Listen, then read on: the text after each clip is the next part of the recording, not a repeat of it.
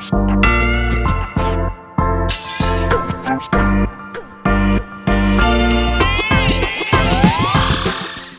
de ces Jeux olympiques, les médias ont un rôle majeur. Si toutes les informations nous parviennent, c'est grâce à eux. Nous nous sommes donc demandé ce que cela représentait pour eux de couvrir le plus grand événement sportif et même le plus grand événement mondial. Pour cela, nous nous sommes rendus au Club France de la Villette, plus grande fan zone de France, mais qui possède également une zone média dans laquelle nous avons pu interroger certains des plus grands journalistes, comme Nathalie Iannetta, qui nous parle des Jeux dans son rôle de directrice des sports de Radio France. Et là, pendant ces Jeux, on a déployé un dispositif très particulier sur France Info, qui est donc en gros la chaîne olympique, on va l'appeler comme ça, parce que France Info c'est la chaîne de l'événement et de l'actu, donc là on est partout, sur tous les sites, tout le temps, toutes les médailles françaises évidemment, mais pas que.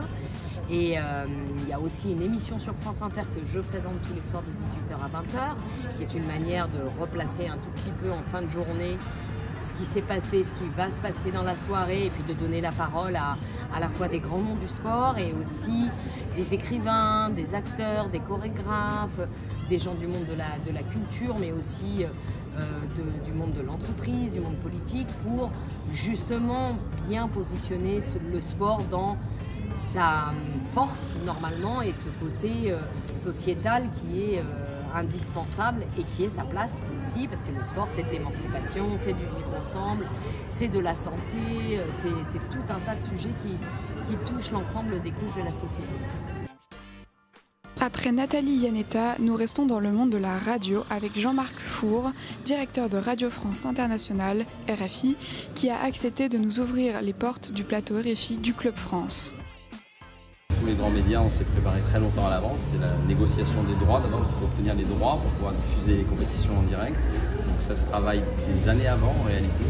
Et après, c'est de décider qu'est-ce que l'on va mettre sur notre grille de programmation, qu'est-ce qu'on modifie sur notre grille de programmation. On va dire que ça se décide de l'ordre de 6 mois avant à peu près, combien d'heures de direct on va faire par jour. Donc nous, on fait à peu près 8 à 10 heures par jour de direct consacré aux Jeux Olympiques sous une forme ou sous une autre. Et là, je ne parle que de l'antenne en français, mais on a donc 16 autres langues. Et puis après, pendant la durée des Jeux, c'est de venir sur les sites où on a des studios et on fait du direct pour s'assurer que tout se passe bien, pour éventuellement accueillir certaines personnes, pour voir comment les équipes ont éventuellement besoin d'aide, que soit réglé un sujet ou un problème. Contrairement à ce que l'on pourrait penser, les journalistes ne restent pas dans leur zone de confort durant ces Jeux, comme nous le voyons avec Hervé Penaud, journaliste pour l'équipe, spécialisé en football, mais qui devra s'intéresser à tous les sports durant les Jeux paralympiques. Il nous parle de la couverture de ces Jeux par le groupe de l'équipe.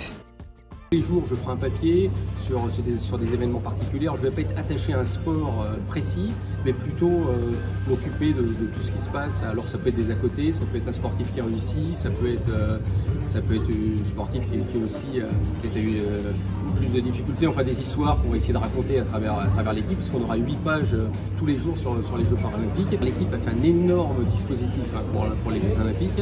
Alors, sur les Jeux olympiques, on est, je ne sais pas exactement le nombre exact, c'est 50, 60, 70, il y a beaucoup de personnes, il y a un nombre assez impressionnant de pages tous les jours. Alors, il y a beaucoup de sujets qui ont été travaillés en amont, ce qui permet à la fois d'être réactif sur l'événement et d'avoir aussi des sujets un peu magazine dans le journal. Bien sûr, on colle évidemment à tout ce qui est en train de se passer. Et on a fait pas mal de sujets, notamment sur Marchand par exemple, on allait le voir avant, on avait vu son entraîneur avant, donc on a plein de choses un peu différentes, et puis surtout on a la force de frappe d'un journal comme ça avec des gens spécialisés et puis des gens qui s'intéressent à tous ces sports depuis des années.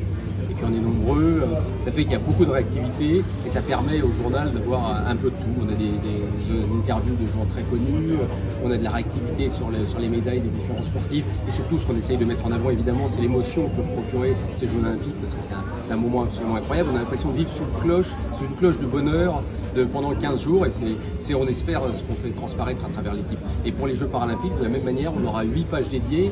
On a 10 reporters aussi qui vont être destinés à suivre les Jeux paralympiques. Donc vraiment, on va faire un gros effort, parce que pour nous, c'est quelque chose de très important. En tout cas, tous se rejoignent pour dire que la qualité première d'un journaliste doit être la curiosité. C'est déjà d'être curieux, c'est d'avoir envie de découvrir des choses qu'on ne connaît pas. Il faut être ouvert absolument à tout. En tant que jeune reporter, la réalisation de ce reportage nous a permis d'en apprendre plus sur le métier de journaliste et d'acquérir de l'expérience dans ce domaine.